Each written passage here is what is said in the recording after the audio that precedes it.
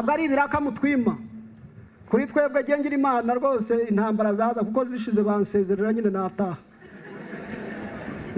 ariko twaranavuze ngo ibyo biraka tuzajya tubirangiriza hirya iyo ngiyo hano u Rwanda ni ruto ntabwo twashyiramo ibisasu hirya iyo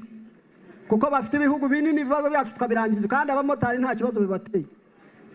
ariko nimushaka ko tutangirira mu Kigali sinzi Rebero jari hehe ubwo ni nko kurwanira muri saro yawe hari umwana dushaka kumugwira hari umugore dushaka kumuhirimira hari televiziyo mujye mudusengera nk'ingabo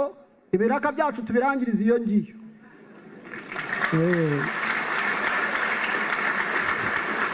kandi mu bisenge nimubisenge nabi hari igihe njya mbona aho twagiye basenga Mana yacu rwose udutsindira intambara ku mutima nkavuga Imana yanjye iri sengesho nturyumve kuko jyawe intambara ndazikeneye ariko hirya iyo ngiyo none se mudacumura w'imyaka 70 aracyarwana jewe wa 50 nataha oya nkeneye ko duhurira iyo ngiyo ibibazo byacu tukabirangiriza iyo ngiyo ariko atari hano hafi kandi kujyayo biroroshye dufite Rwanda ntabwo tukigenda n'amaguru